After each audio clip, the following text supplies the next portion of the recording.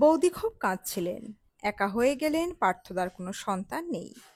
কাছের মানুষকে হারিয়ে মন খারাপ অভিনেত্রী ঋতুপর্ণা সেনগুপ্তের।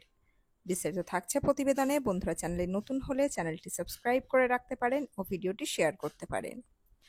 সুস্থ মানুষ, রাতেও স্বাভাবিকভাবে খাওয়া দাওয়া করেছেন, সকালে বাগানে ঘোরাঘুরিও করেছেন, তারপর আচমকা সব শেষ। পরিচালক পার্থ ঘোষের প্রয়াণের খবর আসার পর থেকে মন ভালো নেই অভিনেত্রী ঋতুপর্ণা সেনগুপ্তের। এই পরিচালকের মাধ্যমেই মায়ানগরীতে পা রেখেছিলেন তিনি। কিছুদিন আগেই মাকে হারিয়েছেন অভিনেত্রী। পার্থ ঘোষের আকস্মিক চলে যাওয়ার খবর আসার পর থেকেই মা আর বাবার কথা বারবার মনে পড়ছে তাঁর। আনন্দবাজার.কমকে বললেন, বাবার খুব পছন্দের মানুষ ছিলেন পার্থদা। একজন বাঙালি পরিচালকের মাধ্যমে মুম্বাই জগতের সঙ্গে নায়িকা ঋতুপর্ণার প্রকাশ ঘটেছে, এটা ভেবে খুব খুশি হয়েছিলেন নায়িকার বাবা। এই স্মৃতিগুলোই বারবার ফিরে আসছে ঋতুপর্ণার মনে।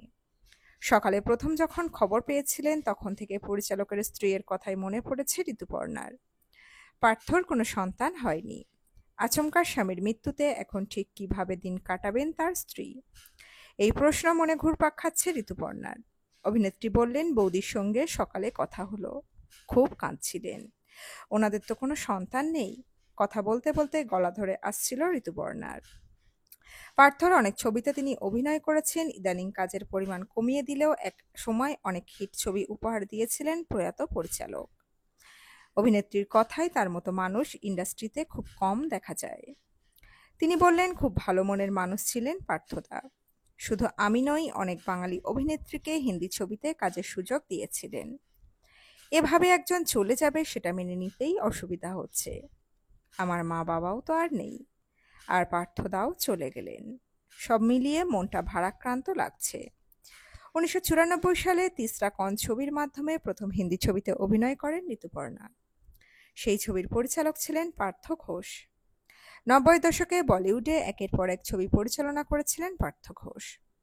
তার অগ্নিসাক্ষী ছবিটি জনপ্রিয়তা পেয়েছিল। এই ছবিতে অভিনয় করেছিলেন মনীষা কৈরালা, জ্যাকি শ্রফ, নানা পাটেকাররা। বাণিজ্যিক সাফল্যের পাশাপাশি এই ছবিটিকে হিন্দি চলচ্চিত্র জগতে তাৎপর্যপূর্ণ ছবি বলেও মনে করা হয়। তার পরিচালনায় গুলামে মুস্তাফা ছবিও বিশেষভাবে আলোচিত। ছবিতে রবিনা টন্ডন, নানা পাটেকার অভিনয় করেছিলেন। তার পরিচালিত 100 ডেজ ছবিও গুরুত্বপূর্ণ। তো বন্ধুরা, এই আপডেট ছিল এতটুকুই। দ্রুত ফিরে আসছি এরকমই নতুন কোনো আপডেট নিয়ে। অজানা গল্প চ্যানেলের সঙ্গে থাকার জন্য সকল দর্শক বন্ধুকে অসংখ্য ধন্যবাদ। দেখতে থাকুন, চোখ রাখুন আমাদের অজানা গল্প চ্যানেলে।